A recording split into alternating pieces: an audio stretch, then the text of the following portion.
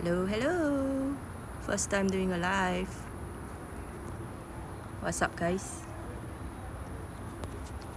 If you guys have any trading related questions or some things that you want to know about me, my entire trading journey, let me know. I'm happy to answer the question.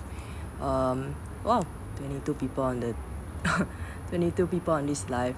Never done this before, so if I mess up, I'm sorry. So let's see. Hey Dion, how are you? I'm okay so far. Why did I stop doing live on YouTube? If you watch this video that I have on my YouTube channel, right? Basically, the way that I trade nowadays, I wait in my higher time frame zones for trades to come to me. So most of the time I realize I'm just waiting, and I kind of not want to waste your time with me because I respect everyone's time, and I don't want you guys to just be waiting blindly on the charts with me. So yeah, that's why I stopped the live streams. Instead, I've been posting my daily analysis on TradingView on Instagram. So if you guys are drawing up your zones and you need some confluence, maybe you can take those as guidelines and see whether they match up with yours, and then just to try to trade off those zones. So just be patient, wait for price to come into those zones. Let's see.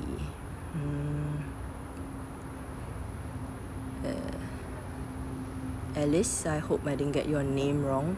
So how do I manage my psychology when I get into a big drawdown? So I think you guys have followed me for quite a while. You saw that during March to April, I suffered quite a big loss. I basically refunded all my profits that I made in January and February, which was about 10%. I gave it all back. So it was a struggle. I took time off the charts. I basically stopped trading for a bit, got my mind right, and then I came back to the charts again. So sometimes time off the charts is just really what you need to just get a mental reset. So let's see. What's the average percent I gain a week? It varies because I don't trade every day. If price doesn't come into my zone, I basically don't take entries. So for example, on GJ and gold this week, I didn't really have much entries because price was ranging within that big higher time frame range. So on average, I think I'm doing about I think like 3 to 4% should be an accurate guess. Have I always been using supply and demand? I've always been using support and resistance in the past. In recent months, I've refined and improved, and I realized that supply and demand zones actually hold better. So yeah, I think you guys have also seen the significant improvement in terms of my results as well. I realize I haven't really been posting a lot of trade recaps. I've been busy with the private group members. I do my recaps live with them. I go through my losses with them. So yeah, that's why I haven't really been managing to post. But I will do my best to just try to put up more charts of the before and after for you guys. So who's been in a lawsuit? Funding talent. Yeah, I can't really be bothered with that, to be honest.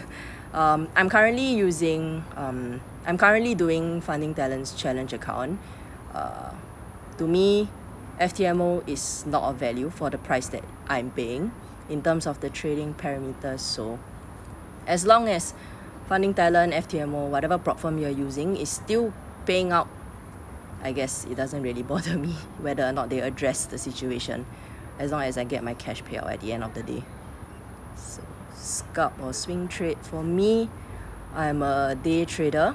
I try to hold my trades towards higher time frame zones for take profits, and then I just let the trades ride out. So sometimes it does hold out for a few days. So if you guys remember, the previous Friday was NFP.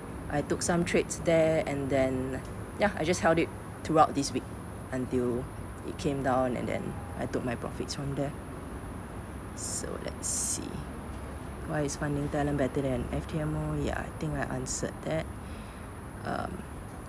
What's my best advice for a trader who is at a break-even stage for 3 months to be at profitability? First thing I would say is don't focus on how much you want to make. Focus on getting your trading strategy, your trading edge, and your trade management right. Profitability will come. You just gotta give yourself time.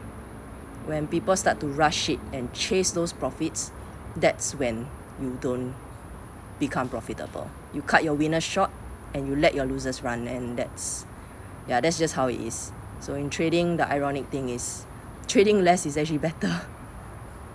Let's see.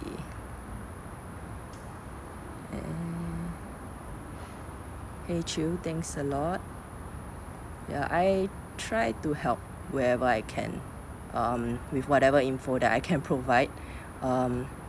Whoever DMs me, I think I haven't really ignored anybody except people who send me a single word hi. Then yeah, more likely than not I'm going to just not reply because I don't really know what you want.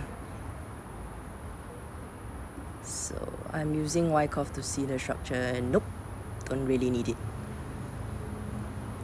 I know a lot of people are marketing Wyckoff, order blocks, blah blah blah. To be honest, order blocks, supply and demand, they're all the same thing.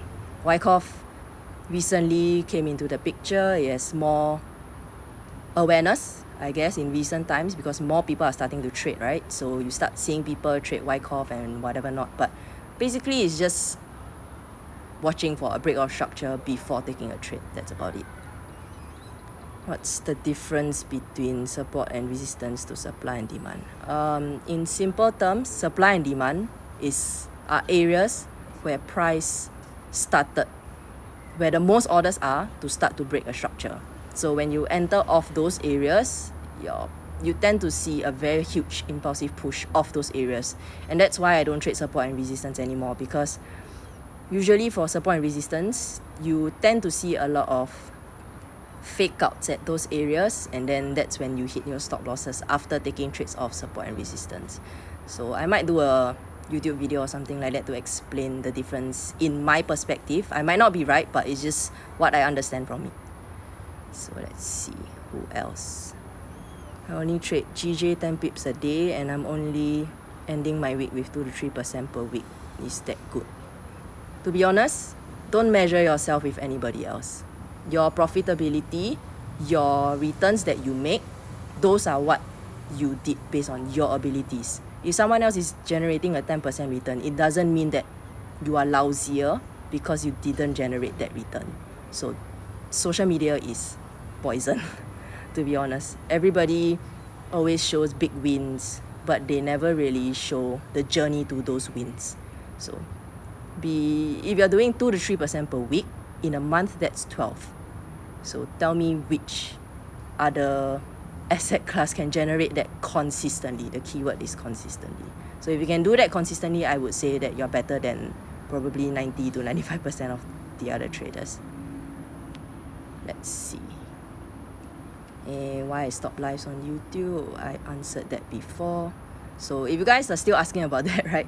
I stopped it for quite a while already. To be honest, the full answer, I made a video on it on my YouTube channel with my full reasons for it. So just check that video out. But right now, the YouTube live streams platform is full of people that are chasing clout. A lot of them, honestly, in my personal opinion, don't really know how to trade, or they are not that knowledgeable about other trading strategies. So my personal belief is that every single strategy is profitable and does work. You just got to choose one, stick with it, backtest, and find your own trading edge. So would I be open for partnerships with other traders? In what sense? Let's see. Can I try to do more trading recaps in YouTube format? Yes, I will do that. I will try to. I know I have dropped off. Haven't really done the recaps on that. It does take a lot of time to edit the videos. I have been quite busy with the one-to-one mentorships as well as the private group. So this Q2 and moving forward, Q2 and Q3, I've been actually spending more time on the private group and just putting my focus on those guys because I respect and I'm very grateful for them because they were willing to just invest a bit of their money with me. So again, it has never been about money for me. When I first started my live streams, who have been with me long enough, you know that they were actually free, and it was a mess because there were a lot of people just jumping on, screaming out trades at all sorts of times. So that's why I introduced the paywall, to just ensure that at least the trading group is a bit more serious. It's a bit more manageable. Break down a chart for us. Yeah, I'm like outside now. I'll probably do that maybe later on. Let's see. Gold or GJ? Yeah, I'll do that later on. Hey Max, what's up? What's the tip on trading GJ that I often spot happening? Okay, GJ and gold, the reason why I trade them is they are just volatile. And when they push off in a certain direction, they don't just push off for like 20, 10, 20, 15, whatever, just a small amount of pips. When they push off, they go for at least like 30 to 50 pips. Easy. So, yeah, that's why I trade them. And they basically respect structure really, really well. Plus, I think as long as you understand a pair, no matter what pair you trade, it doesn't mean that if your mentor trades a certain pair, you gotta follow.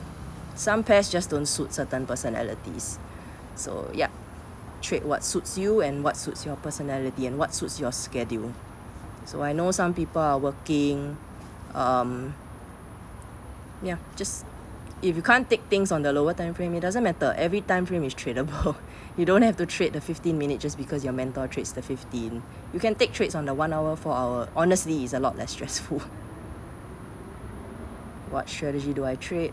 I trade supply and demand with price action confirmations. So you see 100 big trades on YouTube videos. Yeah, everybody likes to market big trades, right? So I know some of you have been asking like, am I only taking wins? No, I take losses as well. So I'll try to post more of those losses. And it's not like, I know it's not best marketing, but whatever, man. Losses are part of trading.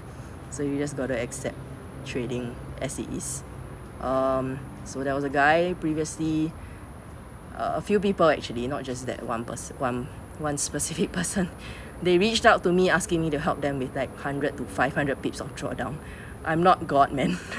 I cannot tell you what to do with a trade. I will never tell someone else what to do with a trade. But just gotta read the trend. If you have to take a loss, just take it on the chin. Like, it doesn't mean that you are a lousy trader just because you took a loss. As long as your losses are lesser than your wins.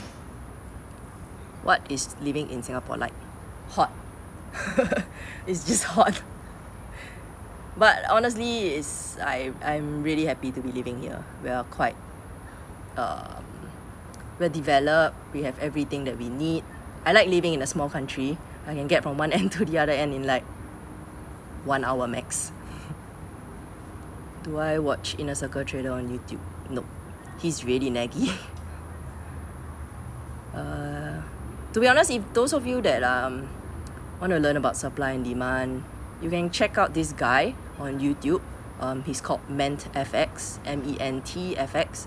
Check out his content. It's free on YouTube. I think he explained supply and demand quite well, market structure quite well. So yeah, just have a watch on it. Let's see. How many pairs I trade? Only 2. GJ and Go. That's about it. And I'm a full-time trader. So is that enough? Yes. I used to trade like 20 over pairs. It never made me more profitable. In fact, I was less profitable than I am now, and I'm a lot less stressed now. I don't have to be hunting all over the charts for entries. Yeah. So if you guys want to see the daily forecast, right, go into my Instagram bio. There's a link there. I think I link directly to my trading view analysis, which I do my best to post daily. But recently, I decided to just like have more balance in my life, and it has actually really helped my trading overall. So the markets are there every day. It doesn't mean you have to trade every day. Hey James. What's up? Let's see. Do I save the Q&A from yesterday? I think a lot of it disappeared. I'll try to save it. Maybe I'll put it in a highlight or something for whatever that's left. Yeah, so that's why I jumped on a Q&A, because I realized that that question thing was lost already. That's why. Let's try to do something different. You have a request, please give us oil on a daily basis. Can't do that. I don't even trade oil. I don't understand it. And I feel it's irresponsible for me to do an analysis on something that I don't understand. I don't want you guys to lose.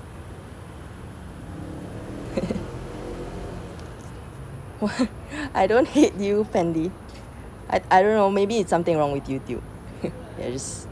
I'm not really sure what the issue is. Will I save this life? To be honest, it's the first time I'm doing it. I will figure out how to save it. Sam Selden has a really good supply and demand content. Okay, so I don't know who he is, but if you're new to it, or okay, for me personally, if I found something that works for me already, right, I don't download any more information for myself. So I stick to one strategy. I go and backtest it on my own, because supply and demand is just a general method of trading. But how you personally trade supply and demand is going to be very different trader to trader. So his method of entry might not be my method of entry. So yeah, just take it with a pinch of salt. Sometimes you can do 5%, next day lose 6. You have a problem with your psychology, because when you win your ego, the next day takes too much space. Oh yeah, trading is like, I feel trading takes an emotional toll. So if you, that's why I'm a proponent of taking breaks off the charts. Like really just don't look at the charts at all for a day. Or maybe if you need time off, just don't trade an entire week. Like you'll find that you can come back to the charts refreshed, and you'll come back to the charts having a very clear mind, and you can just suddenly see things properly. So yeah, just take a break. There's really nothing wrong with that. There's like how many trading days are there in a year? 300 plus? Oh, my math is damn bad. But yeah, just take your time with it. How many trades do I get per month? I think I'm trading at least 2 to 3 times per week. So 12? Hey Ogi, what's up? Do I have any advice on a book for trading psychology? Yeah, I posted one. I think it's The Psychology of Money. It's not exactly a trading book, but it actually really opened up my mind to money management, capital and risk management, and just how you can view overall investing and trading. So trading books, to be honest, Trading in a Zone and like the popular books that a lot of traders talk about, yeah, they're good to read, but the books that I found that actually helped me were not trading related. So Psychology of Money is one.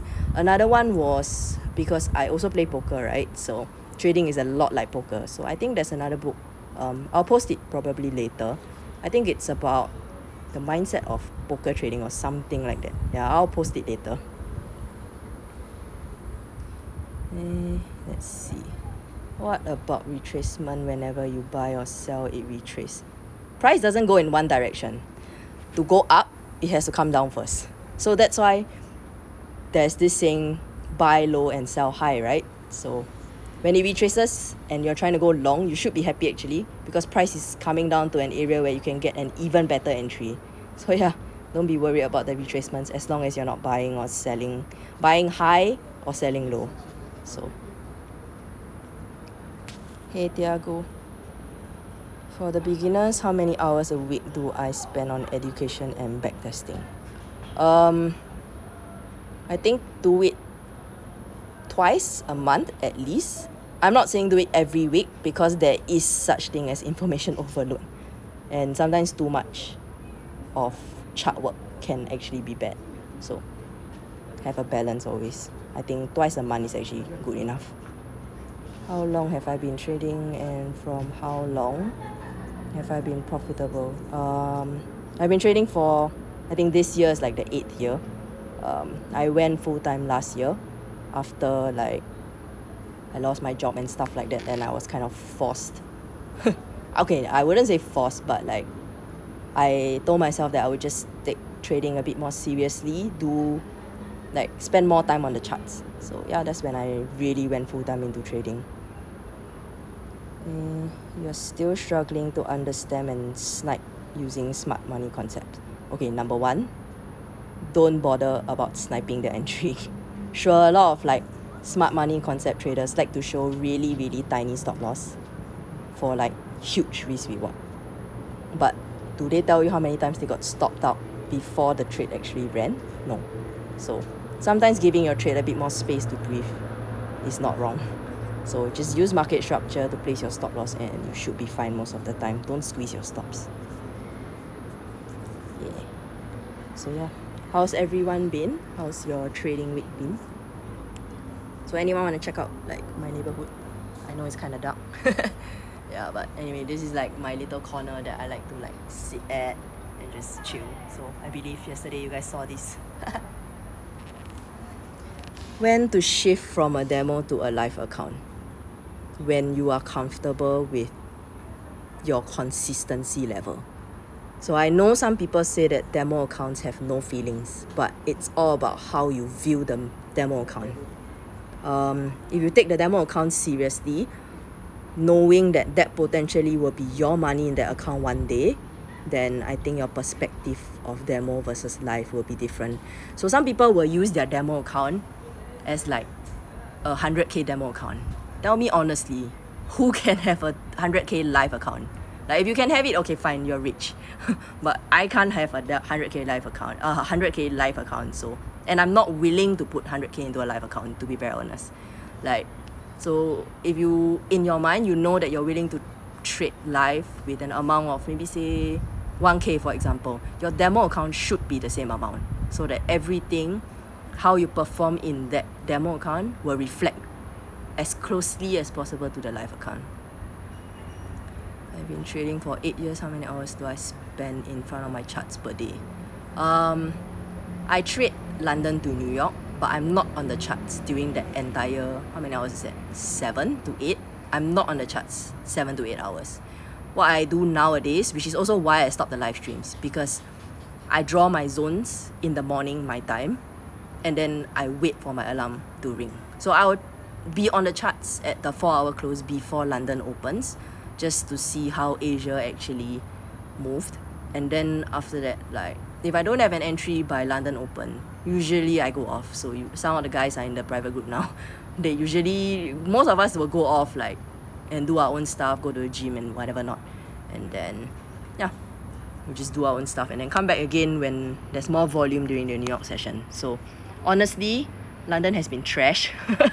It has done nothing but range in the past few weeks. So those of you who have been trading the London sessions, I think you feel the same way. Let's see.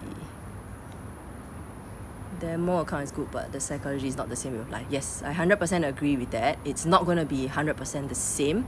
So if you really want, go demo first with the same amount you are willing to use on live. Once you see consistency in those results, move on to live with a small amount. But don't just treat the small amount wishy-washy. Like, if you think of the amount as like, oh, it's just $100, it's just 500, I can lose that amount, then you got trading all wrong, because then you are not going to manage your trades properly. So yeah, you always follow my account. Thanks for all my tips. Yes, you're welcome. My neighborhood is a lot quieter than Choa Chu Kang. Yes, Bishan is the best. What was my career before trading? I was a banker. When I first started work after graduating, I worked in a stock brokerage firm. Then after that, I moved into the banks, and I was advising clients on how to manage their money and stuff like that. And finally, I just left the industry entirely. Have I lost money when I started this training journey? Oh yeah, definitely. Whoever didn't take a loss, right, they're lying. Losses are like the tuition fees that you gotta pay in trading. Who wants to guess how much I lost? Not that it's a competition. So yeah. Mark the charts, set your alarms. Honestly, it's a lot less stressful and you'll have a life. Everyone trades because they want freedom of time, right? So if you're spending more time than you should be on the charts and neglecting other aspects of your life, right, you gotta start relooking at things. What's psychology in trading, in my opinion? I think it's a mix of like managing your emotions before, during, and after a trade. So before you enter a trade, if you see a huge move that has gone off without you, right, and you enter because of FOMO, that's part of trading psychology. If you cut your trade early because you are scared that you'll come back and hit your stop loss because it was too tight or for whatever reason, that's also part of trading psychology. So that's why I said trading is like 80% emotions and psychology management. Hey Wilson. So many. Let me see. Hey Martin, you are a banker, that means I trade at the banks. No. To be honest, at the banks, right, traders, oh no, this thing is covering my face. At the banks, when I did forex with my clients, they didn't trade with stop losses because they were investing. They were not trading. So yeah, the way we call out trades at the banks is very different from the way day traders like us do things. So 5k, try adding a few more zeros.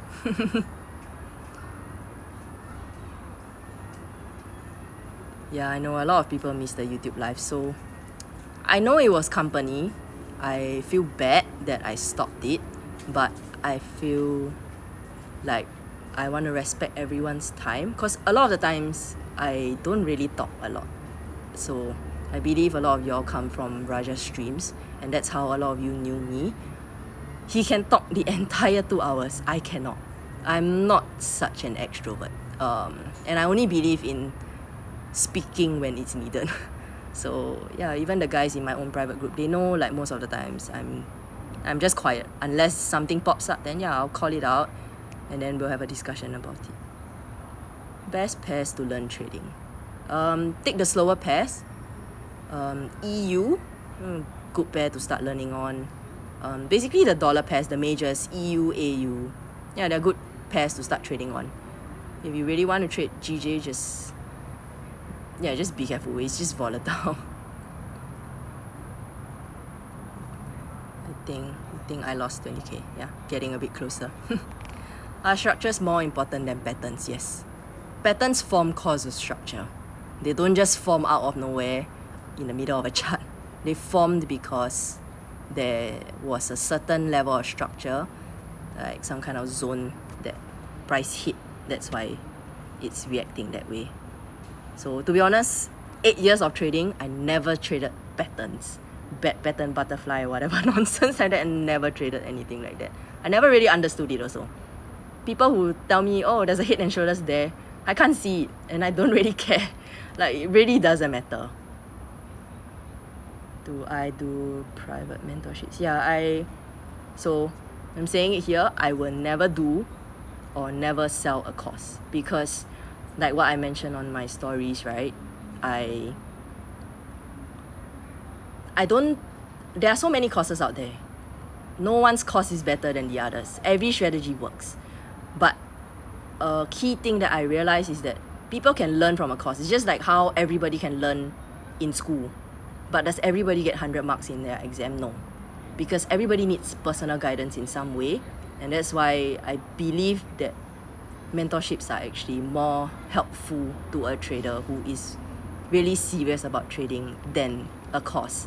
Which is also why I recommended Trading Fanatics course, because I went through it. He really just explained market structure really, really well. So yeah, if you guys are new, drop me a DM, I'll send you the link. You can just watch it and yeah, watch it for free, learn for free. You don't have to spend money. Like, you don't have to spend that much money, to be very honest. A lot of information now is available for free. So which market is better to start with to be better trader? Forex. Like, coming from a stock background, right, I know how dirty the market is. I know how manipulated the market is. It's way easier to manipulate a stock than to manipulate forex. So how is my analysis that accurate? Because they are supply and demand zones from a higher time frame. So it's a bit difficult to explain. Yeah, I gotta see how to explain that, because a lot of you like have asked me that question also, so I'll figure out a way to explain it. So let's see. In Singapore, is FX returns taxable? I don't know. I honestly don't know. I'm not a tax advisor, so I don't really want to answer that question. Any mentor suggestions? Trading fanatic? Me? Ha. Yeah. Just choose a... Okay, when you guys are choosing a mentor, right? If my personal take, if you see the guys or girls page full of cars, full of the lifestyle that they're trying to show, just stay far away from it. Like, they're just trying to promote the rich lifestyle.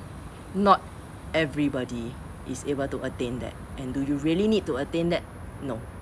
Like, would you rather be rich or would you rather be wealthy? And do you even understand the difference between that? So, yeah. Like, I would rather follow a page that is full of chart analysis than a page full of cars.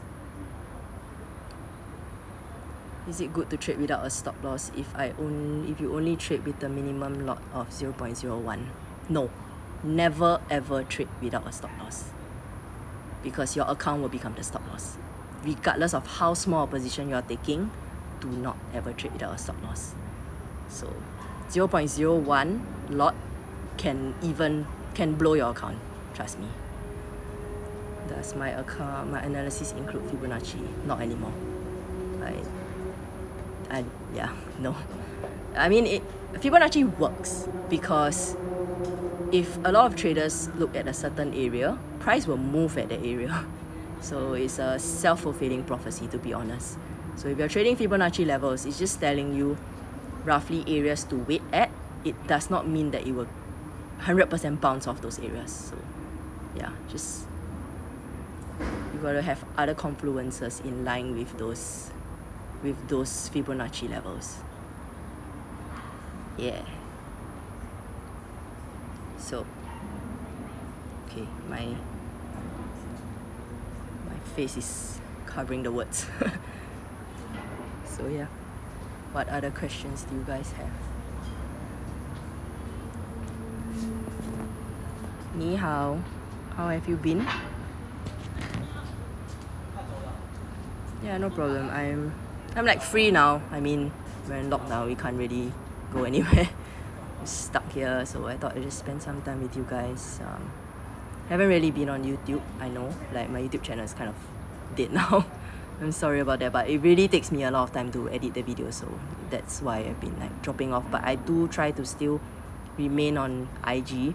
I do try to still do the daily forecast. So yeah. Who was my mentor when starting? Oh my god, so many. So many. Which is also why I would say that I have a rough grasp of most of the strategies that are available in the market. Except for patterns, of course. I can tell you I am not a pattern trader, so I know nuts about it. But yeah, just stick to one mentor. Fine-tune their strategy to fit you. How they enter might not be how you enter. The time frame they enter might not be what you want or what you can handle. So yeah. Do I use mostly price action to do my trades instead of indicators? Yes. As you can see, my charts, they are naked charts. I have 0 indicators on it. So I'm of the belief that indicators are lagging, and I've been through the indicator phase. When you first start, right, everybody is telling you, oh, trade the RSI, blah, blah, blah, trade the 50 EMA, whatever nonsense like that. Like, indicators form after price action has formed. So you gotta understand how they form and then just know that they are lagging.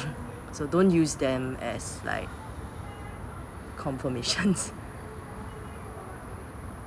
Let me see. Hey Andy. Please don't throw me, Andy. What made me venture into trading full time? I've always liked trading. I've always traded even though I was working full time. So I think when I went full-time, it wasn't really 100% a choice. Yeah, because I lost my job. I teach supply and demand on my mentorship. Yeah. So in the one-to-one mentorships, right, I will teach you like my entire analysis from the higher time frames down and how I view the charts. I guide you personally as to how to look at the markets, and yeah, you will be able to learn like supply and demand. But to be very honest, the mentorship is not for complete new traders because it is not a small sum. I understand that. So I do need traders who wish to do the mentorship to have at least a bit of chart experience. Unless you want to spend like a few months with me, one-on-one. Yeah, then it's like I'm perfectly fine with that. But yeah, it's honestly more catered to experienced traders.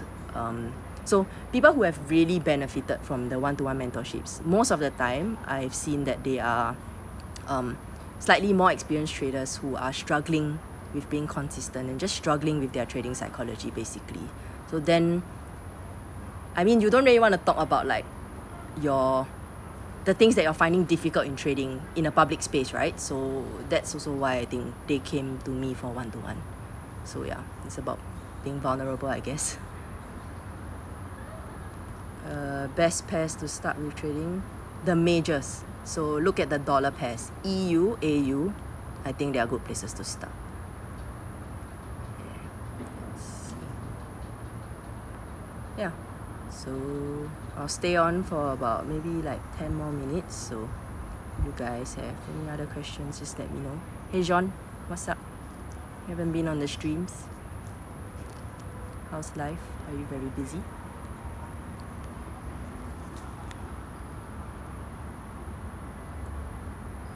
Yeah, so what other questions do you guys have? Pop it on the charts. I think some of you tried to video me.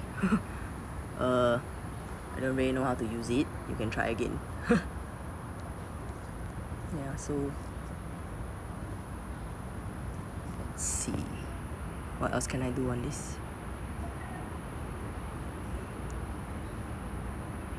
Oh, you moved. Okay, no wonder.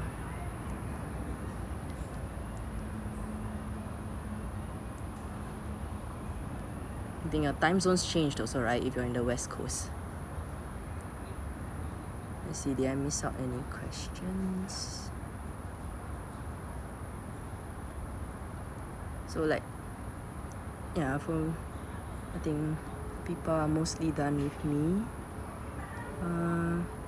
Yeah, so I think I would say have a bit more patience with your trades, let them play out, trust your analysis, just let your winners run. Take partials if you have to, don't squeeze your stop losses.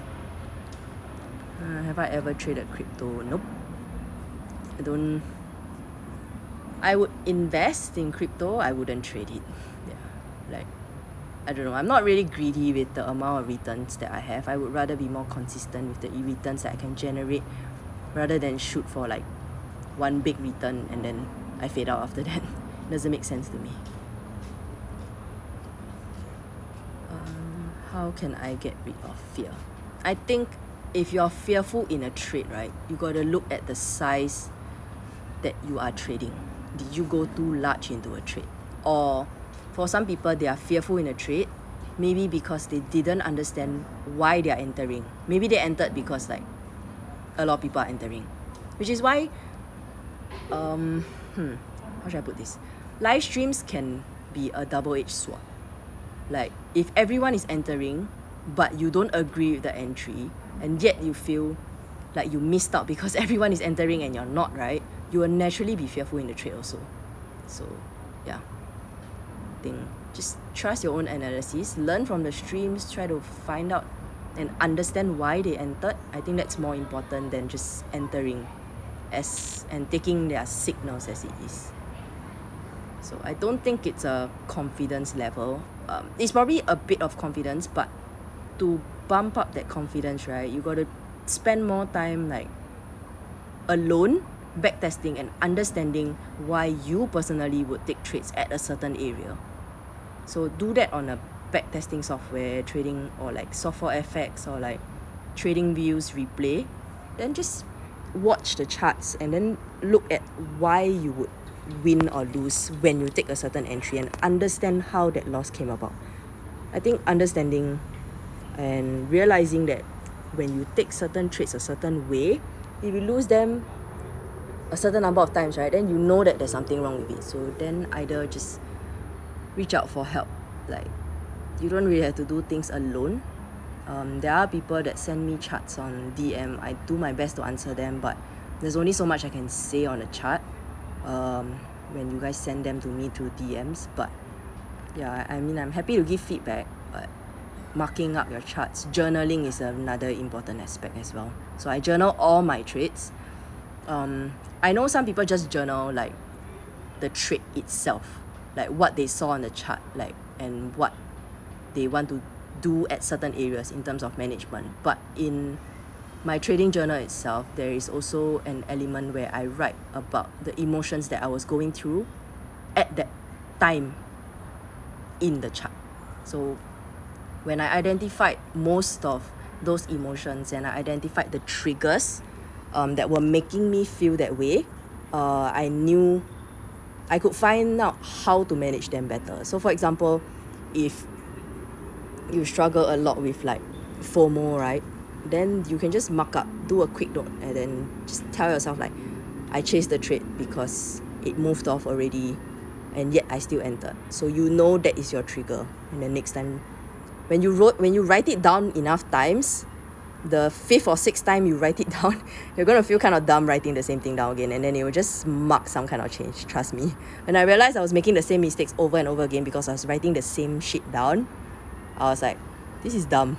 Yeah, I just naturally had a self-reflection moment. What are my views on taking funded programs? I would say use funded programs as a way to manage your capital. So don't use them as a get-rich-quick scheme. People that do that lose the challenge most of the time.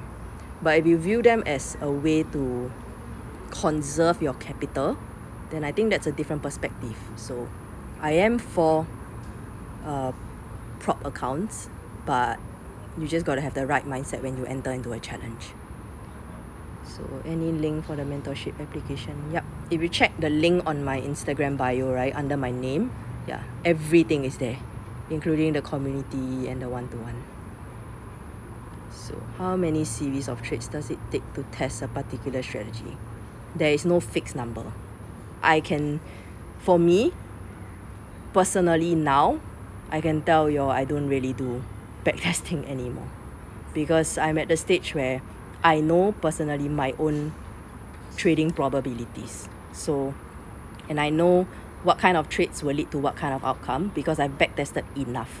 So there's no fixed number that you should be aiming for. I know some people will say like, oh, you need 100 trades to know whether your strategy works. But that's just an arbitrary number. It doesn't mean that once you are done with 100 trades, right, it means that you know it perfectly well. No. It's about the comfort level that you have in terms of the amount of data that you gathered. Yep. So yeah. I think so about journaling. I use this free software called Notion. Notion. It's a bit like a mix of Trello and just basically saving your charts on like a Word doc or something like that. So whatever works for you, just do that. So I like TradingView. I like Notion because it allows me to save videos, to save pictures, and just type whatever notes that I need to type into it. So the private members have access to my private journal. They see basically the reasons why I trade, the losses that I take, and the entire explanation of the reasons why I took the trade and why I should not have taken the trade. So yeah. You're coming to Singapore soon. Do I also do face-to-face training? I mean, I'm not sure whether it's really allowed, but face-to-face or Zoom honestly doesn't really matter as long as you have access to a chart. Will you be able to check your percentage of probability even with 10 trades? I mean, with data collection, more is better, right? If you can average out your probabilities, it's going to be more accurate. It's like doing a science experiment. The more times you do it, the more accurate the results. Yeah. How is my trading tool doing? Are you talking about Qbox? So, I believe that's it. So, yeah. So with regards to Qbox, so I think some of you know I used to promote Magic Keys. I don't anymore. It's not because I launched my own product. That's why I stopped promoting Magic Keys. Magic Keys had certain things that did not help me in trading. To be honest, Magic Keys is more suitable for scalpers, not day traders or like even swing traders, because that's why I kind of input all these lacking features into my own EA that I created. So yeah, if you ask, again, all these tools are not necessary. They are wants, not needs. So there are some people that will ask me like whether they really need it, and then I'll ask them like, how do you trade? If you only trade 10 pips, honestly, you don't really need it. You don't really need any tool. Just set your TP and then you're done. Like, you don't really need another tool to like help you manage a trade, right? Why would you pay 100, I don't even know how much Magic Keys is now, but like $100+ on a tool that will help you close the trade when you can set your TP. Yeah, so save your money on like other things. So that's why I don't aggressively promote anything. What is my monthly average gain? It varies. Thanks, Andy. Yeah, so Andy is a swing trader. I think management of trades like is a lot easier when you don't have to be staring at the charts and then the program just does everything for you, including like moving your stop loss and stuff like that automatically. So yeah, I think the less time you spend on charts, the better your performance, to be very honest.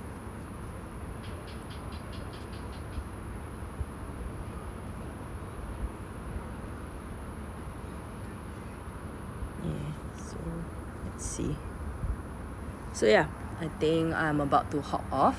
If you guys have any last few questions, let me see if I missed anything. I think a lot of people have been reaching out to me like regarding the live streams, also because like Raja isn't streaming anymore. I would say use this time that he's not on to work on bettering your trades. So see if you can do the same kind of trades without him calling it out. If you can do that, right, honestly, I think you learn something. Yeah. So yeah, I hope this Q&A helped. I'll try to save this. Hopefully I know how to do it.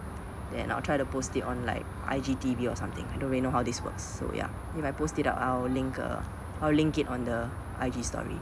So yeah, have a great weekend, everybody.